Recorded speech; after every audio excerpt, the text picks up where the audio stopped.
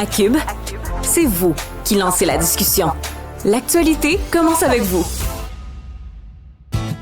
Laisse-moi prendre venir en ville, tape-moi sur ma tête de bois. Dites-moi, laisse-moi pas tranquille, dites-moi, je vais plus m'en aller.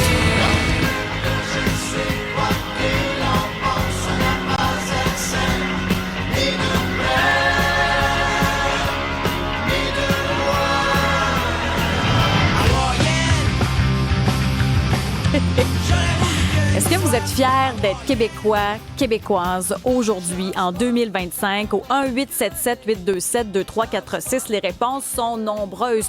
Je suis pas que fière d'être Québécoise, moi, je suis fière d'être Canadienne. Quand on regarde ce qui se passe au Sud, ça remet les choses en perspective. Il y a Antoine également qui dit qu'il est très fier de la nation, ça la rend attrayante. Il y en a qui disent, moi, j'ai vu le Cirque du Soleil à travers quelqu'un qui dit, c'est ça, pour reprendre son texto, pour avoir travaillé avec le Cirque du Soleil pendant près de 20 ans, j'ai eu la chance de faire le tour du monde et on est bien au Québec. Les gens qui veulent partir n'ont vu que le bling-bling. Ici, on est vraiment libre.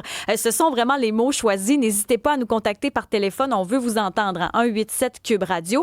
Est-ce qu'on est encore fiers d'être Québécois? En fin de semaine, le Journal de Montréal a publié un top 25 des groupes québécois, des meilleurs groupes québécois de tous les temps, en se fiant sur la longévité, la notoriété au Québec, à l'international, les succès sur scène. Et le numéro 1, c'est Beau Dommage qui est apparu. Pierre Ruet est avec nous, parolier. Il a composé de nombreuses chansons pour différents groupes, dont Beau Dommage. Pierre Ruet, est-ce que vous êtes surpris de ce résultat-là du sondage? Je suis, surpris, mais content. Dans le sens que tu te dis, écoute, Beau Dommage est né il y a 50 ans.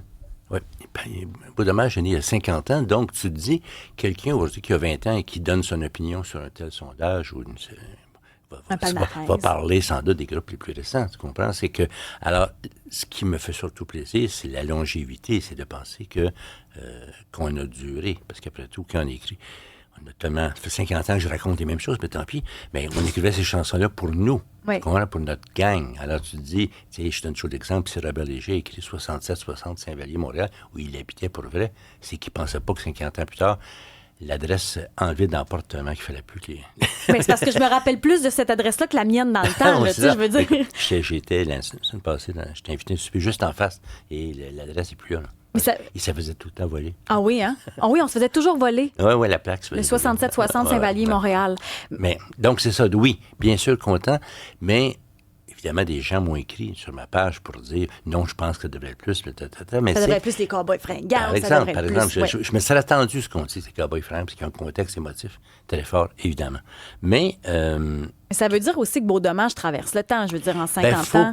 Il faut croire, parce que j'espère que les gens qui ont voté pour ça n'avaient pas tous 85 ans. J'espère que. Et je le sais parce que dans mon quotidien, très gentiment, les gens m'accrochent sur eux pour me dire tout simplement merci pour ce que vous avez fait.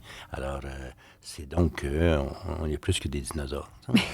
Mais est-ce qu'avec tout ce qui se passe, est-ce que vous êtes fiers encore aujourd'hui d'être Québécois? Écoutez, moi, je trouve que le mot fierté, c'est un mot sacoche. C'est un mot qui prend la forme de ce que tu mets dedans. C'est intéressant. Parce que les Trump et ses casquettes sont fiers. Tu comprends? Mm-hmm. Je disais donc, c'est un mot... c'est ça.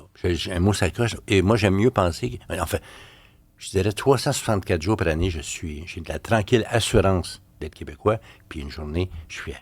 Je comprends ce que vous voulez dire. Il faut faire attention quand on utilise le mot fierté. Ouais. Ça peut être un mot vide parfois. Oui, tout à fait. Puis, j'appelle ça des calories vides.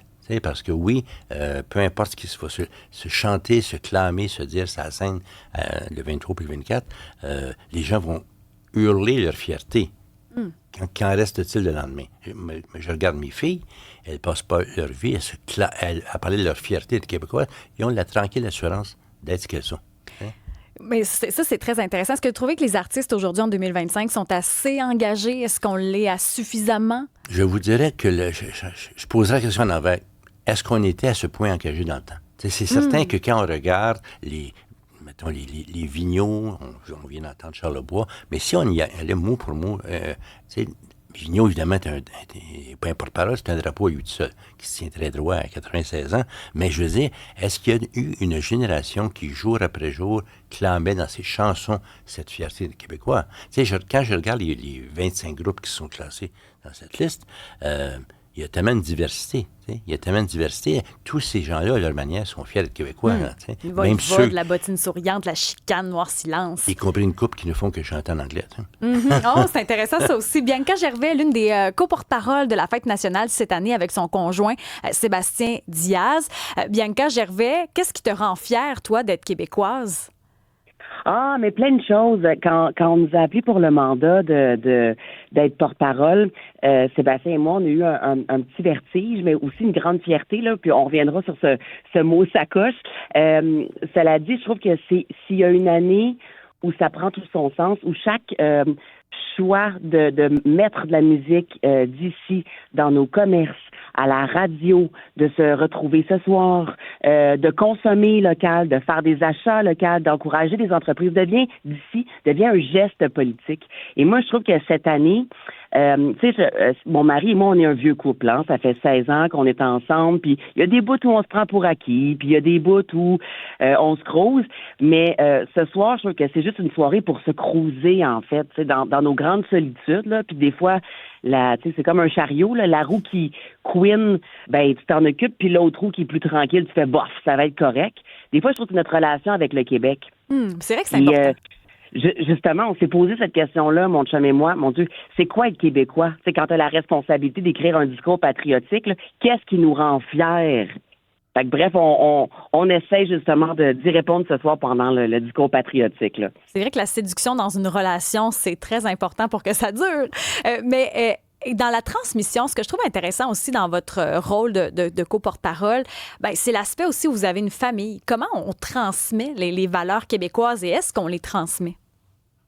Ben oui, absolument. Nous, à la maison, il y a une réflexion qui s'est faite, mais qui est aussi un choix très naturel. Puis le mot organique, on l'entend souvent, là. Mais nous, c'est du Keb qui joue quand on vide le lave-vaisselle, quand on a une fête, bref, ce choix-là de partager la culture de chez nous. Puis même des fois, je trouve que quand on le vend au public, il y a quelque chose de pas sexy, tu sais, on dit il faut écouter du Keb, alors que pour moi, c'est super organique.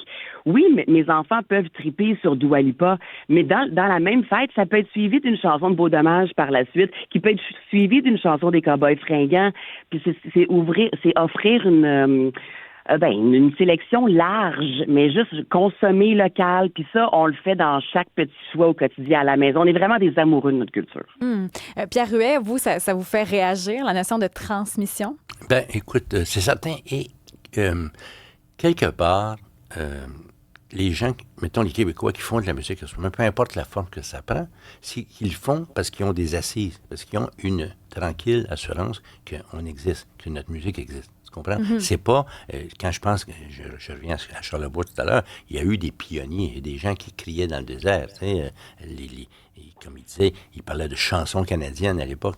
Alors, la transmission est importante à mesure, mais est-ce que mes filles qui vivent à la maison écoutent du québécois? Je m'en vais pas les espionner. Mais je veux dire, elles connaissent les chansons, elles sont pas indifférentes à ça. T'sais. Et quelque part, cette fameuse ouverture, ce mot qu'on galvaude trop souvent, mais l'ouverture à l'étranger, quand nous, on écoute la musique qui vient d'ailleurs, on alimente la nôtre.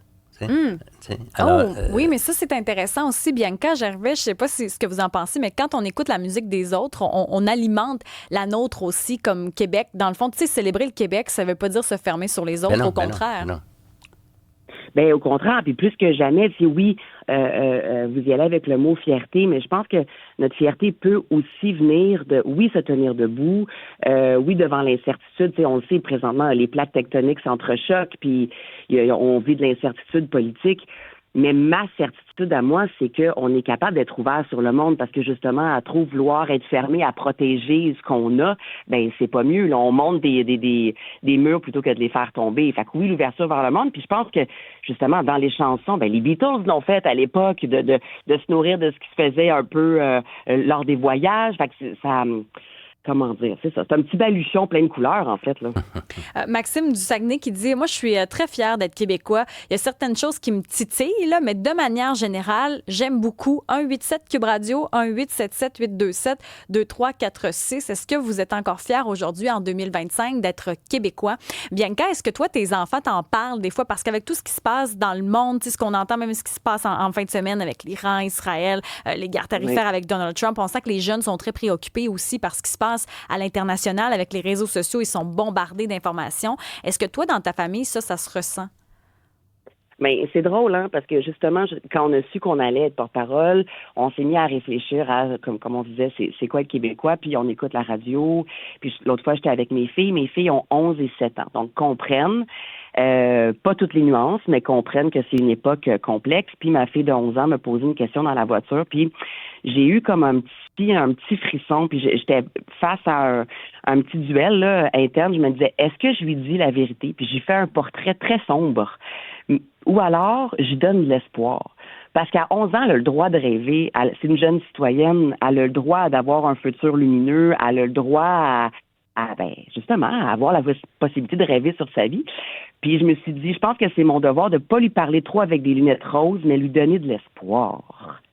Fait que l'actualité, parfois, je t'avoue, la télé est fermée chez nous parce que c'est trop anxiogène, mais on veut aussi tu vois, je le ramène dans le speech de ce soir, mais on veut donner de l'espoir. On peut pas, comme nation, perdre tout côté lumineux puis se dire que c'est une époque sombre. Il faut s'accrocher à quelque chose. Ça n'a pas de bon sens, puis j'essaie de le faire avec mes enfants.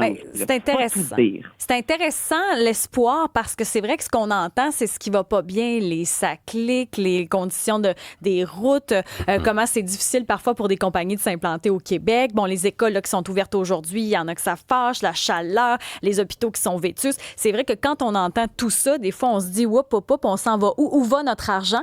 Mais je trouve ça intéressant de se dire, mais malgré tout ce que je viens de nommer, il y a encore possibilité d'avoir espoir puis de rêver d'un monde meilleur. C'est pas utopique de penser ça.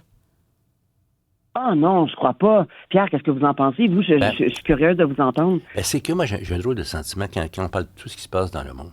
J'ai l'impression que, ironiquement, tous les réseaux sociaux, toutes les manières dont la jeunesse est exposée à l'actualité, ça les imperméabilise. Autrement dit, je ne dirais pas qu'ils prennent ça pour des jeux vidéo. Mais tu comprends, jusqu'à certains points, je leur envie un peu ça. Ils ont une tranquille assurance. Oui, c'est beaucoup. Non, mais c'est intéressant. C'est qu'ils ont une tranquille assurance que tout va aller bien un jour. Parce que c'est tout. Ils sont tellement bombardés, sans mauvais jeu de mots, qu'ils sont bien moins inquiets qu'on ne plus l'être. Et j'espère que ça fait partie de l'espérance. De l'espoir. Il y a comme une espèce de fil de protection à travers les écrans. De dire tout va finir par aller bien. Et c'est pas... on parlait Bianca parle de lunettes roses. Oui, il faut se méfier des lunettes roses, mais si on les nettoie bien, c'est pas pire. Nettoyer nos lunettes roses, j'adore ça. Pierre Rivet, est-ce que vous allez célébrer la fête nationale? J'essaierai de m'en différer parce que ma gang, puis moi, mes vieux chums de Beau-Dommage et moi, on part pour Petite-Vallée. On s'en va au Festival de Petite-Vallée qui est entièrement consacré à Beau-Dommage. On est fêtés. On s'en va. Oh, bravo! Ça va être une grosse semaine. Ça va être... je vais revenir à 175 ans. Non, mais c'est important de souligner quand même Beau-Dommage qui encore aujourd'hui rayonne. Bianca Gervais, tout est prêt pour les célébrations à Québec ce soir sur les plaines d'Abraham? Bien là, présentement, je suis à la chambre d'hôtel qui donne sur le site des plaines. Puis il y a plein de petites fourmis qui s'activent déjà. Donc, on retourne en général, mais c'est très galvanisant. Là. C'est la première fois de ma vie que je peux dire « I'm with the band ». C'est une fois dans une vie, j'y goûte ce soir, puis après ça, je le passe au prochain ou à la prochaine, mais j'ai beaucoup de gratitude. Bonne Saint-Jean, comme on dit par chez nous. Allez, bonne fête. Merci, puis ça a été un honneur, Pierre, d'échanger un peu la conversation avec vous aussi. Voyons. Merci. Merci beaucoup, Pierre Ruet. Puis on va continuer d'en écouter du Beau-Dommage. Ça fait du bien pour l'âme. On vous souhaite une bonne fête nationale. Merci.